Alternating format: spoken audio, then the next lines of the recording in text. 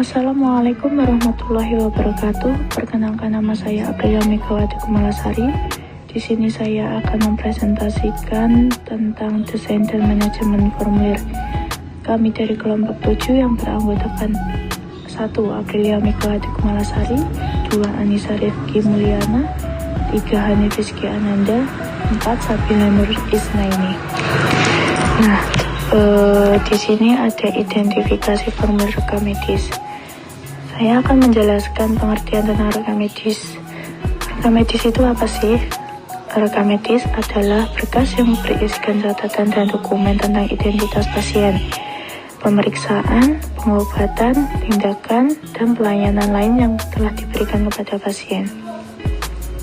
Nah, rekam medis ini dapat berbentuk manual atau elektronik.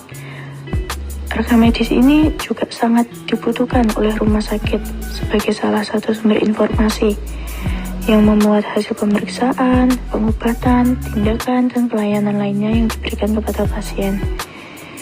Dan ada hal yang harus kita lengkapi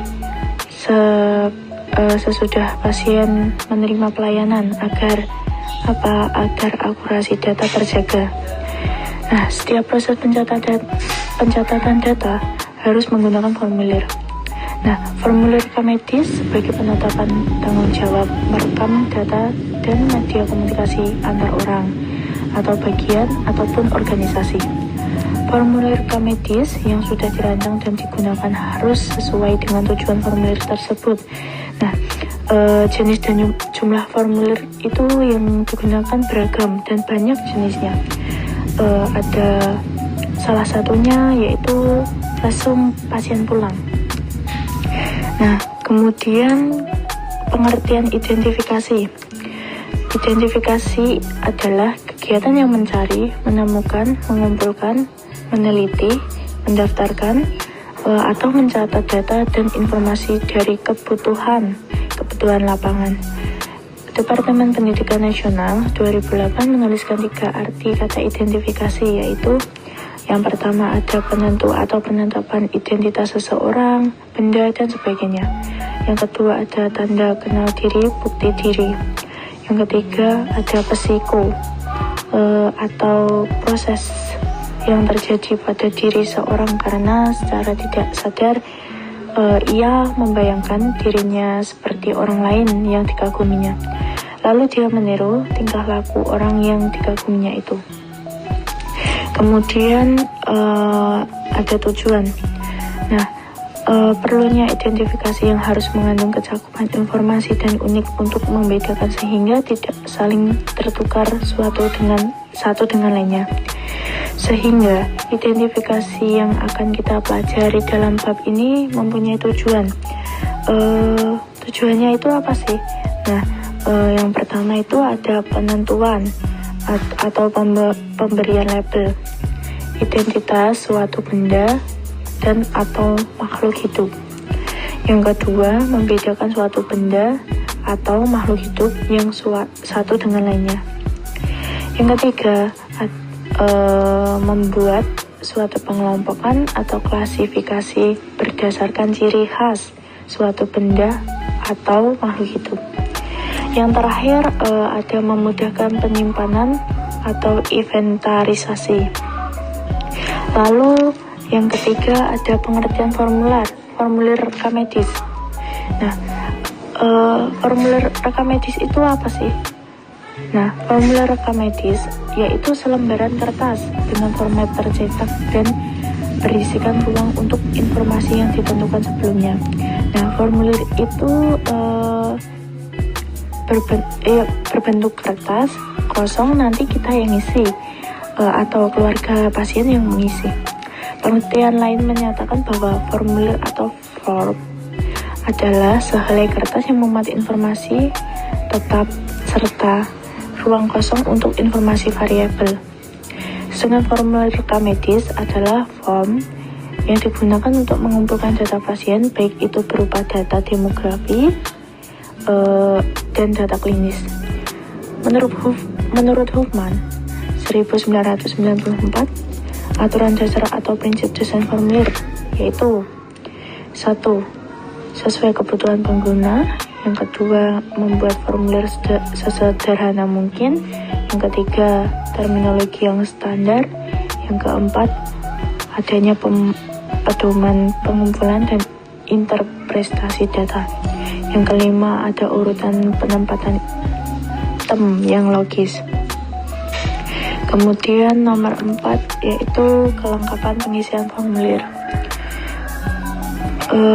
Kelengkapan pengisian formulir itu sangat penting karena kelengkapan pengisian berkas rekam medis oleh tenaga kesehatan akan memudahkan tenaga kesehatan lain dalam memberikan tindakan atau laporan kepada pasien. Nah, kelengkapan pengisian dokumen rekam medis sangat penting karena di informasi yang terkandung dalam rekam medis dapat digunakan oleh rumah sakit dan organisasi kesehatan yang terkait sebagai basis data statistik, riset, dan sumber perencanaan untuk peningkatan mutu pelayanan. Nah, rekam medis merupakan bukti dokumentasi semua upaya pelayanan di rumah sakit. Kelengkapan rekam medis menitik beratkan pada 4 kriteria. Yang pertama ada kelengkapan data sosial pasien atau demografi, meliputi informasi tentang nama lengkap, nomor rekam medis, alamat lengkap sesuai dengan KTP, usianya, orang yang dapat dihubungi, kayak mungkin keluarga, sanak saudara, tanda tangan persetujuan. Yang kedua, kelengkapan bukti rekaman yang ada yang dapat dipertanggungjawabkan secara lengkap, yaitu adanya data atau informasi kunjungan yang memuat alasan, keluhan pasien, riwayat pemeriksaan, data tambahan atau penunjang, diagnosis atau kondisi, rujukan bila diperlukan. Nah, yang ketiga ada keabsahan rekaman. Bila mana tenaga kesehatan yang memeriksa pasien atau surat persetujuan yang diberikan pasien atau wali, mungkin anak atau saudara dalam rekam medis diakhiri dengan membubuhkan atau mengabsahkan tanda tangan. Yang keempat ada tata cara mencatat, adalah aturan yang harus ditaati dan terdiri dari pemberian tanggal, waktu, garis tetap, dan koreksi. 5. Aspek isi desain formulir. Analisis berdasarkan aspek ini dilihat dari isi data pada formulir rekam medis tersebut. Menurut Huffman tahun 1994, bagian isi formulir terdiri dari item, istilah, singkatan, dan simbol. Mari kita bahas satu-satu. Yang pertama yaitu mengenai item. Item-item yang tercantum pada formulir harus lengkap agar informasi yang dibutuhkan dapat terpenuhi. 2. Yaitu istilah. Penggunaan istilah dalam desain formulir harus menggunakan istilah standar, khususnya standar di rumah sakit atau puskesmas tersebut. Untuk mendapatkan istilah standar dapat dilakukan dengan pembuatan surat keputusan tentang pemberlakuan istilah yang ada di rumah sakit atau puskesmas tersebut. Selanjutnya kita bahas nomor 3 yaitu mengenai singkatan. Singkatan harus telah disepakati dan dipahami oleh seluruh sumber daya di pelayanan kesehatan tersebut. 4. Simbol. Penggunaan simbol dalam formulir harus sesuai dengan standar, khususnya standar di pelayanan kesehatan tersebut. Untuk mendapatkan simbol yang sesuai standar dapat dilakukan dengan pembuatan surat keputusan tentang pemberlakuan simbol yang ada di pelayanan kesehatan. Selanjutnya materi nomor 6, mari kita bahas tentang mengenai teknik desain formulir. 1. Setiap formulir harus memiliki judul tertentu atau bisa kita sebut dengan nama formulir. Setiap formulir harus diberi nomor, sehingga memudahkan dalam pengontrolan mengenai data pasien dan jumlah formulir yang telah digunakan. 2. Setiap butir-butir dalam formulir harus diberi jarak. 3. Dalam susunan layout formulir, data yang berhubungan agar dikelompokkan dalam satu bagian. 4. Gunakan judul kolom atau keterangan dengan jelas untuk menerangkan tujuan dari formulir tersebut.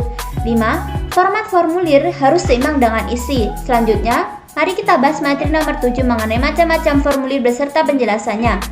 Yang pertama, pengertian formulir do not resuscitate atau bisa kita disebut dengan DNR. DNR adalah suatu perintah yang memberitahukan tenaga medis untuk tidak melakukan CPR. CPR atau Cardiopulmonary Resuscitation adalah suatu prosedur medis yang digunakan untuk mengembalikan fungsi jantung dan pernafasan spontan pasien bila seorang pasien mengalami kegagalan jantung maupun pernafasan. Kedua, sejarah formulir Do Not Resuscitate. Perintah DNR telah digunakan selama sekitar 2 dekade. Argumen untuk penggunaan DNR termasuk meningkatkan otonomi pasien, menghindari intervensi medis yang sia-sia, dan biaya rawat inap. Di Amerika Serikat, tepatnya di American Medical Association, pertama kali merekomendasikan agar keputusan untuk melakukan resusitasi dokumentasi dan dikomunikasikan secara resmi. Perintah DNR dapat diminta oleh pasien yang dewasa yang kompeten mengambil keputusan telah mendapatkan penjelasan dari dokter, atau bagi pasien yang dinyatakan tidak kompeten, keputusan dapat diambil oleh keluarga terdekat atau wali yang sah dituju untuk pengadilan atau oleh surrogate decision maker. Selanjutnya, manfaat dan tujuan formulir Do Not Resuscitate. Ada 4 prinsip yang berkaitan dengan bioetika yang harus selalu diperhatikan dalam pertimbangan masalah yang berkaitan dengan bioetika mediko-legal, yaitu beneficence, yaitu prinsip bahwa seorang dokter harus berbuat baik. Non-maleficence, yaitu prinsip di mana seorang dokter tidak boleh melakukan suatu tindakan atau tindakan yang dapat memperburuk keadaan pasien. Otonomi, yaitu asas yang mewajibkan seorang dokter untuk menghormati martabat dan hak asasi manusia, terutama hak untuk menentukan nasib sendiri. Keadilan, yaitu asas di mana seorang dokter berkewajiban untuk melakukan pasien secara adil. Yang keempat, pasien dan prosedur operasional standar pengisian formulir Do Not Resuscitate. Berdasarkan hasil penelitian yang dilakukan peneliti pada informan di rumah sakit PW, belum ada kebijakan mengenai kelengkapan pengisian formulir Informed Consent DNR pada SOP.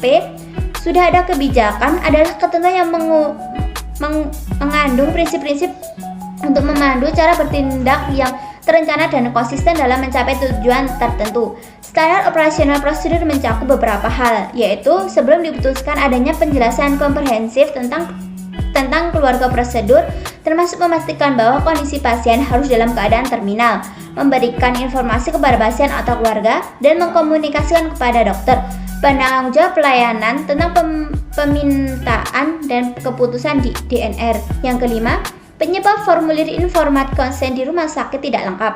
Penyebab ketidaklengkapan Informed Connection DNR dapat disimpulkan bahwa keluarga pasien tidak ada.